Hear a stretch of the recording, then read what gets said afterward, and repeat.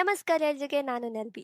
Previously ಹೇಳಿದಾಗೆ ನಾನು step by step guys series ಶುರು ಮಾಡ್ತೀನಿ. ಅದರಲ್ಲಿ ಇದು ಮೈ ಫಸ್ಟ್ ವಿಡಿಯೋ. ನಾನು ಫಾರ್ ಸ್ಟ್ರೀಮಿಂಗ್ 2 ಆ್ಯಪ್ ಯೂಸ್ ಮಾಡ್ತೀನಿ. ಒಂದು ಡೂವೋನ್ ಫಾರ್ ಸ್ಕ್ರೀನ್ ಮಿರರಿಂಗ್, ಇನ್ನೊಂದು OBS studio for streaming in YouTube. So ಇವತ್ತು ಈ ವಿಡಿಯೋ ಅಲ್ಲಿ ನಾನು ನಿಮಗೆ ಡೂವೋನ್ ಸೆಟ್ಟಿಂಗ್ಸ್ ಹೇಳ್ಕೊಡ್ತೀನಿ.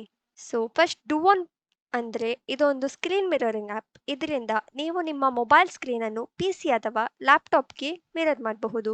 ಡೂವೋನ್ ಅಪ್ಲಿಕೇಶನ್ ಹೇಗೆ ಇನ್ಸ್ಟಾಲ್ ಮಾಡೋದು ನೋಡುವ. ಬ್ರೌಸರ್ ಓಪನ್ ಮಾಡಿ ಡೂವೋನ್ ಅಂತ ಸರ್ಚ್ ಕೊಡಿ. ಮತ್ತೆ ಫಸ್ಟ್ ಆಪ್ಷನ್ನ ಕ್ಲಿಕ್ ಮಾಡಿ. ನಿಮಗೆ 4 ಡೌನ್ಲೋಡ್ ಆಪ್ಷನ್ ಕಾಣುತ್ತೆ. ಇದರಲ್ಲಿ ಮ್ಯಾಕ್ ಯೂಸರ್ಸ್ಗೆ ಎಲ್ಲ ಮ್ಯಾಕ್ OS ಅಂತ ಉಂಟು, ಅದು ಡೌನ್ಲೋಡ್ ಮಾಡಬೇಕು. ನಾವು ಬಂದ್ಬಿಟ್ಟು ವಿಂಡೋಸ್ ಯೂಸರ್, ನಮಗೆ second option Windows 64 bit. So ಇದನ್ನು ಡೌನ್ಲೋಡ್ ಮಾಡಿ ಇನ್ಸ್ಟಾಲ್ ಮಾಡುವ. ನೆಕ್ಸ್ಟ್ ಕೊಡಿ. ಐ ಅಕ್ಸೆಪ್ಟ್ ಟರ್ಮ್ಸ್ ಅಂತ ಕೊಟ್ಟು ನೆಕ್ಸ್ಟ್ ಕ್ಲಿಕ್ ಮಾಡಿ ಇನ್ಸ್ಟಾಲ್ ಕೊಡಿ. Let's go. ಡೂವೋನ್ ಅಪ್ಲಿಕೇಶನ್ ಇನ್ಸ್ಟಾಲ್ ಆಯಿತು. ನಾವು ಅದನ್ನು ಓಪನ್ ಮಾಡುವ. ಇವಾಗ sign in and sign up ಹೇಗೆ ಮಾಡೋದಂತ. ಸೈನ್ ಅಪ್ ಮಾಡೋಕೆ ಇದೆಲ್ಲ ಫಿಲ್ ಮಾಡಿ I have read and agreed to terms of service ಅಂತ ಕೊಟ್ಟು ಸೈನ್ ಅಪ್ ಕೊಡಿ. ನನ್ನ ಹತ್ರ ಆಲ್ರೆಡಿ ಸೈನ್ ಇನ್ ಆದ ಅಕೌಂಟ್ ಇದೆ, ನಾನು ಸೈನ್ ಇನ್ ಆಗ್ತೀನಿ. ಇವಾಗ ಸಬ್ಸ್ಕ್ರಿಪ್ಷನ್ ಬೈ ಮಾಡೋದು. ಸೊ ನೆನಪಲ್ಲಿಡಿ, ನೀವು ಸೀದಾ ಸಬ್ಸ್ಕ್ರಿಪ್ಷನ್ ಬೈ ಮಾಡೋಕೆ ಹೋಗಬೇಡಿ. ಫಸ್ಟಿಗೆ ಸೆಟ್ಟಿಂಗ್ಸ್ ಎಲ್ಲ ಇಟ್ಟು ನಿಮ್ಮ ಡಿವೈಸನ್ನು ಕನೆಕ್ಟ್ ಮಾಡಿ.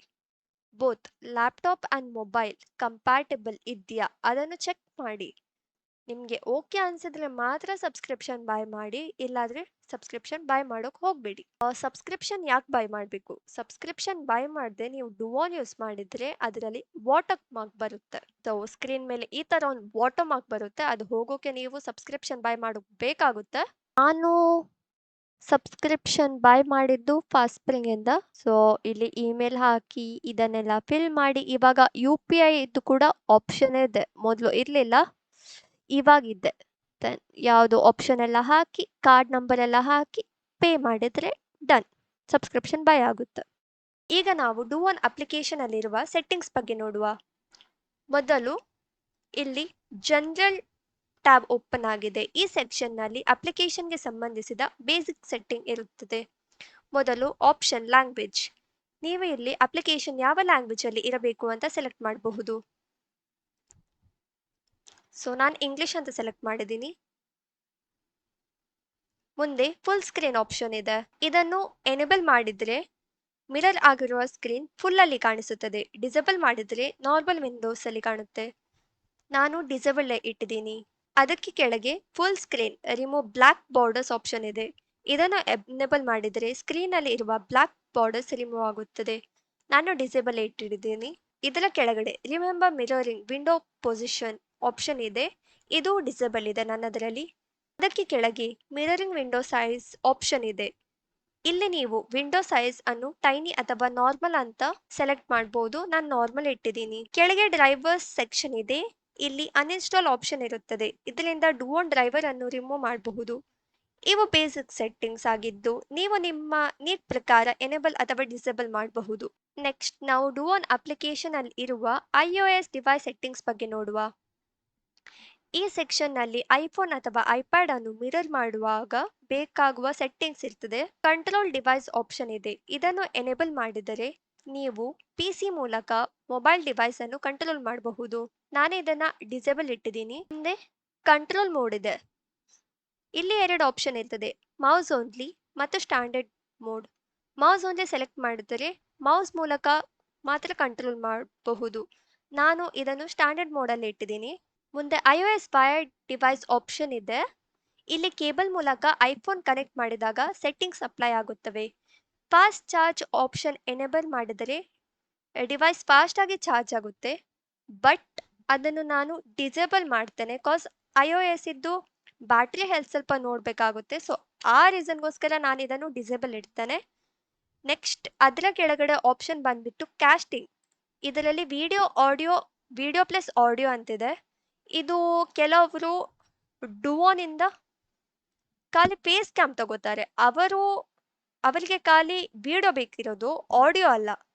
ಸೊ ಅವರು ಖಾಲಿ ವಿಡಿಯೋ ಅಂತ ಸೆಲೆಕ್ಟ್ ಮಾಡ್ಬೋದು. ಬಟ್ ನಾನು ಇಲ್ಲಿ BGMI ಆಡೋದ್ರಿಂದ ನನಗೆ video and audio both capture ಆಗಬೇಕು. ಸೊ ನಾನು ವಿಡಿಯೋ ಆ್ಯಂಡ್ ಆಡಿಯೋ ಅಂತ ಇಡ್ತೀನಿ. ರೆಸಲ್ಯೂಷನ್ ಬಂದ್ಬಿಟ್ಟು ನಾನು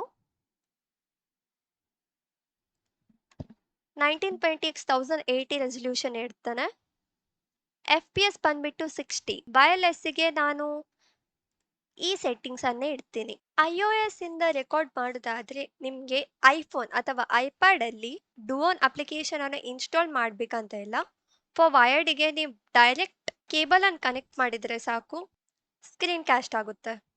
ನಿಮಗೆ ವೈರ್ಲೆಸ್ ಕನೆಕ್ಷನ್ ಬೇಕಾದರೆ ಐಫೋನಲ್ಲಿ ಕ್ಯಾಸ್ಟ್ ಆಪ್ಷನಿಗೆ ಹೋಗಿ ಡುವೋನ್ ಇದನ್ನು ಸೆಲೆಕ್ಟ್ ಮಾಡಿದರೆ ಆಯಿತು. ಆಂಡ್ರಾಯ್ಡ್ ಡಿವೈಸ್ ಸೆಟ್ಟಿಂಗ್ಸ್ ನೋಡುವ. ಆಂಡ್ರಾಯ್ಡ್ ಡಿವೈಸ್ ಅಲ್ಲಿ ಸೆಟ್ಟಿಂಗ್ಸಲ್ಲಿ ಫಸ್ಟ್ ಆಂಡ್ರಾಯ್ಡ್ ವೈರ್ ಡಿವೈಸ್ ಅಂತ ಇದೆ. ಇದರಲ್ಲಿ ಆಂಡ್ರಾಯ್ಡಿದು ಫಸ್ಟ್ ನೀವು ವರ್ಷನ್ ಸೆಲೆಕ್ಟ್ ಮಾಡಬೇಕು. 5, 6, 7, 8 ಅಥವಾ 9+. ಇದು ನಿಮ್ಮ ಆಂಡ್ರಾಯ್ಡಿದ್ದು ವರ್ಷನ್ ಮೇಲೆ ಡಿಪೆಂಡ್ ಆಗುತ್ತೆ. ಇದು ಸ್ಕ್ರೀನ್ ಮಿರರಿಂಗ್ ಪ್ರಾಪರ್ಲಿ ವರ್ಕ್ ಆಗಲಿಕ್ಕೆ, ಕಂಪ್ಯಾಟಿಬಿಲಿಟಿ ಸರಿ ಆಗಲಿಕ್ಕೆ ಬೇಕಿರುವ ಸೆಟ್ಟಿಂಗ್ಸ್. ಅದರ ಕೆಳಗಡೆ ಕಂಟ್ರೋಲ್ ಡಿವೈಸ್ ಆಪ್ಷನ್ ಇದೆ. ಇದನ್ನು ಎನೇಬಲ್ ಮಾಡಿದರೆ ನೀವು PC, ಮೌಸ್ ಅಥವಾ ಕೀಬೋರ್ಡ್ ಮೂಲಕ ನಿಮ್ಮ ಮೊಬೈಲನ್ನು ಕಂಟ್ರೋಲ್ ಮಾಡಬಹುದು. ಅದರ ಕೆಳಗಡೆ ABD ಡಿಬಗ್ ಅಂತ ಆಪ್ಷನ್ ಇದೆ. ಇದನ್ನು ನಾನು ಎನೇಬಲ್ ಇಟ್ಟಿದ್ದೀನಿ. ಇದನ್ನು ಎನೇಬಲ್ ಮಾಡಿದ್ರೆ ನಿಮ್ಮ ಮೊಬೈಲ್ ಮತ್ತು PC ನಡುವಿನ ಕನೆಕ್ಷನ್ ಸ್ಟೇಬಲ್ ಆಗಿರುತ್ತೆ. ಇದು ಸ್ಕ್ರೀನ್ ಮಿರರಿಂಗ್ ಪ್ರಾಪರ್ ಆಗಿ ವರ್ಕ್ ಮಾಡಲು ಹೆಲ್ಪ್ ಮಾಡ್ತದೆ. ಮುಂದೆ ಕಂಟ್ರೋಲ್ ಮೋಡ್ ಇದೆ. ಇಲ್ಲಿ ಗೇಮ್ ಮೋಡ್ ಮತ್ತೆ ಸ್ಟ್ಯಾಂಡರ್ಡ್ ಮೋಡ್ ಇದೆ. ಇದನ್ನು ನಾನು ಸ್ಟ್ಯಾಂಡರ್ಡ್ ಮೋಡಲ್ಲಿ ಇಟ್ಟಿದ್ದೀನಿ. ಮುಂದೆ ಮೌಸ್ ವೀಲ್ ಆಪ್ಷನ್ ಇದೆ. ಇದನ್ನು ಎನೇಬಲ್ ಮಾಡಿದರೆ ಮೌಸ್ ವೀಲ್ ಮೂಲಕ ಫೋನ್ ಸ್ಕ್ರೀನ್ ಸ್ಕ್ರಾಲ್ ಮಾಡ್ಬೋದು. ಇದನ್ನು ನಾನು ಡಿಸೇಬಲ್ ಇಟ್ಟಿದ್ದೀನಿ. ಸಿಂಕ್ರೋನಸ್ ಕಂಟ್ರೋಲ್ ಅಂತ ಇದೆ. ಇದರಲ್ಲಿ PC ಕಂಟ್ರೋಲ್ ಮತ್ತು ಮೊಬೈಲ್ ಸ್ಕ್ರೀನ್ ರೆಸ್ಪಾನ್ಸ್ ಒಂದೇ ಟೈಮ್ನಲ್ಲಿ ಸ್ಮೂತ್ ಆಗಿರುತ್ತೆ. ನಾನು ಇದನ್ನು ಡಿಸೇಬಲ್ ಇಟ್ಟಿದ್ದೀನಿ. ಮುಂದೆ ಕೀಪ್ ಕ್ಯಾಮರಾ ಓಪನ್ ಆಪ್ಷನ್ ಇದೆ. ನಾನು ಇದನ್ನು ಡಿಸೇಬಲ್ ಇಟ್ಟಿದ್ದೀನಿ. ಇದನ್ನು ಎನೇಬಲ್ ಮಾಡಿದರೆ ಮಿರರಿಂಗ್ ಸಮಯದಲ್ಲಿ ಕ್ಯಾಮರಾ ಫೀಚರ್ಸ್ ಎಲ್ಲ ಪ್ರಾಪರ್ ಆಗಿ ವರ್ಕ್ ಆಗುತ್ತೆ. ಕೆಳಗಡೆ ರೆಸಲ್ಯೂಷನ್ ಇದೆ. ರೆಸಲ್ಯೂಷನ್ ಬಂದ್ಬಿಟ್ಟು 1920 ಇಂಟು 1080 ಪಿಕ್ಸೆಲ್ ರೆಸಲ್ಯೂಷನ್ ಇಡಿ. FPS ಬಂದ್ಬಿಟ್ಟು 60 ಇಡಿ. ಯಾಕಂದರೆ ಯೂಟ್ಯೂಬ್ ನಾರ್ಮಲಿ 60 FPS ಕೊಡುತ್ತೆ. ನಿಮಗೆ 120 ಇಟ್ಟರು ಅದು ಕೊಡೋದು 60 in YouTube. And bit rate ನಿಮಗೆ 50 ಇರಲಿ. ಮೊಬೈಲ್ ಮೈಕ್ರೋಫೋನ್ ಡಿಸೇಬಲ್ ಇಟ್ಬಿಡಿ. ಇದನ್ನು ಎನೇಬಲ್ ಮಾಡಿದರೆ ಮೊಬೈಲ್ ಮೈಕ್ರೋಫೋನ್ ಸೌಂಡ್ ಕೂಡ PCಗೆ ಕ್ಯಾಪ್ಚರ್ ಆಗುತ್ತೆ. ನಾನು ಡಿಸೇಬಲ್ ಇಟ್ಟಿದ್ದೀನಿ. ಆಂಡ್ರಾಯ್ಡ್ ವೈರ್ಲೆಸ್ ಡಿವೈಸಿಗೆ ಈ ಸೆಟ್ಟಿಂಗ್ಸನ್ನೇ ಇಟ್ಬಿಡಿ. ವಿಡಿಯೋ ಎನ್ಕೋಡರ್ ಬಂದುಬಿಟ್ಟು H264. ರೆಸಲ್ಯೂಷನ್ ಬಂದುಬಿಟ್ಟು 1920x1080. FPS ಬಂದುಬಿಟ್ಟು 60. ಬಿಟ್ rate in case of Android ನಿಮ್ಮ ವೈಫೈ ಸ್ಪೀಡ್ ಮೇಲೆ ಡಿಪೆಂಡ್ ಆಗುತ್ತೆ. ಅದು 6, 8, 10, 12 ಇಡ್ಬೋದು. ನಿಮ್ಮ ವೈಫೈ ಸ್ಪೀಡ್ ಚಲೋ ಇದ್ರೆ ಅದನ್ನು ನೋಡಿ ಎಷ್ಟು ಬೇಕಂತ ಸೆಟ್ ಮಾಡ್ಕೊಳ್ಳಿ. Next mobile microphone disable. ಆಂಡ್ರಾಯ್ಡ್ಗೆ ನಿಮಗೆ ಸ್ಕ್ರೀನ್ ಮಿರರಿಂಗ್ ಮಾಡಬೇಕಾದ್ರೆ ನೆನಪಿರಲಿ, ಆಂಡ್ರಾಯ್ಡಲ್ಲಿ ನೀವು ಪ್ಲೇಸ್ಟೋರಿಗೆ ಹೋಗಿ ಡುವೋನ್ ಅಂತ ಸರ್ಚ್ ಕೊಡಬೇಕು. ದೆನ್ ಅದನ್ನು ಇನ್ಸ್ಟಾಲ್ ಕೊಡಬೇಕು. ಇನ್ಸ್ಟಾಲ್ ಆದ ನಂತರ ಅದನ್ನು ಓಪನ್ ಮಾಡಬೇಕು. ದೆನ್ ಪ್ಲಗ್ ಆ್ಯಂಡ್ ಪ್ಲೇ ಅಂತಿದೆ, ಅದನ್ನು ಪ್ಲಗ್ ಮಾಡಿ.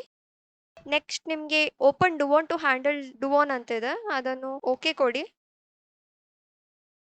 Then start recording or casting with ಡುವೋನ್ ಅಂತಿದೆ, ಅದನ್ನು ಸ್ಟಾರ್ಟ್ ಕೊಡಿ. ನಿಮ್ಮದು ಆಂಡ್ರಾಯ್ಡ್ ಕ್ಯಾಸ್ಟ್ ಆಗುತ್ತೆ. ನೆಕ್ಸ್ಟ್ ವಿಡಿಯೋ ಸೆಟ್ಟಿಂಗ್ಸ್ ನಾನು ಯಾವುದೇ ಥರದ ಚೇಂಜಸ್ ಮಾಡಿಲ್ಲ. ಬೈ ಡಿಫಾಲ್ಟ್ ಯಾವುದಿದೆ ಅದನ್ನೇ ಇಟ್ಟಿದ್ದೀನಿ. ರೆಕಾರ್ಡಿಂಗ್ ಸೆಟ್ಟಿಂಗ್ಸ್ ಬಗ್ಗೆ ಎಕ್ಸ್ಪ್ಲೇನ್ ಮಾಡ್ತೀನಿ. ಇಲ್ಲಿ ಮೊದಲು ಇನ್ಪುಟ್ ಡಿವೈಸ್ ಇದೆ.